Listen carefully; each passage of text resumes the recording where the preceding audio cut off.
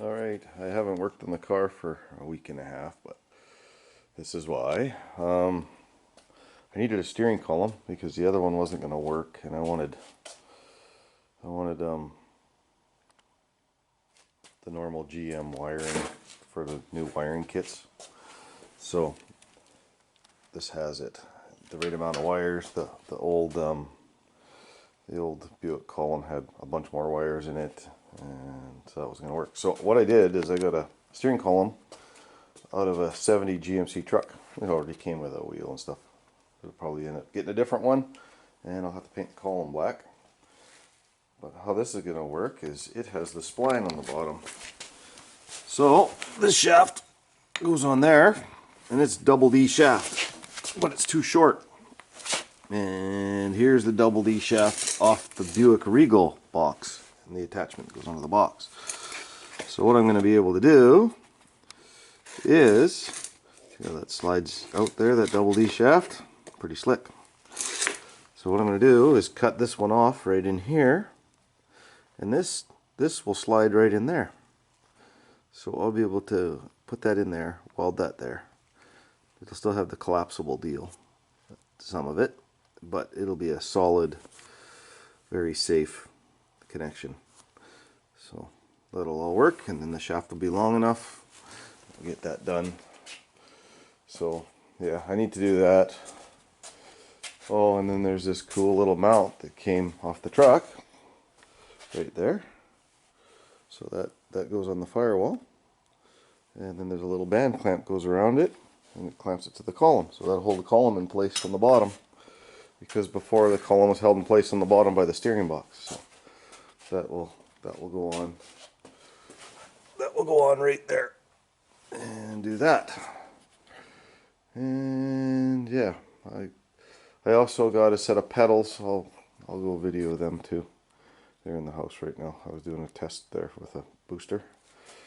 And I brought the rad support in. So here's where the body mounts were. Right there and right there. Well, I'm going to have to cut this piece off the bottom that held the radiator there. And these are going to have to go that way about 2 inches to clear the frame. Because if you look at the frame, it used to be this high, now it's that high, because they're going to mount right there. So I'll have to do some trimming and figuring there and make the mounts, and then I can test fit all the sheet metal on the front. I want to do all that before I pull the engine back out and all that. So, but it is very cold right now. It's been like minus 15 and minus 18, and my arthritis does not like it. So yeah, it's just parts collect in a week or two here, and then I'll get right back on her. And I got some pedals from the local auto wrecker, Ernie's Used Auto Parts.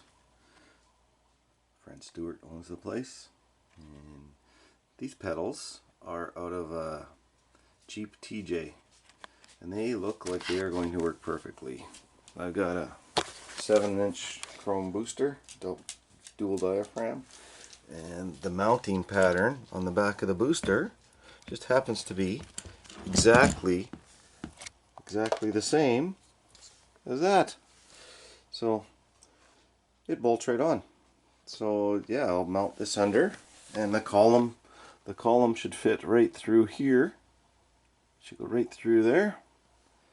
And that'll move my booster over on my firewall, so everything will clear those nice big block Chevy tall valve covers. So yeah, this is the parts corner.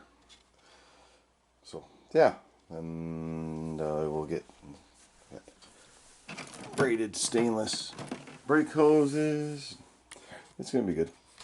But I'm off tomorrow, so I think tomorrow I'll actually work on it. Today I'm going to watch the only NASCAR race of the year I ever watch. So the Daytona 500, and yeah, maybe even have a beer today.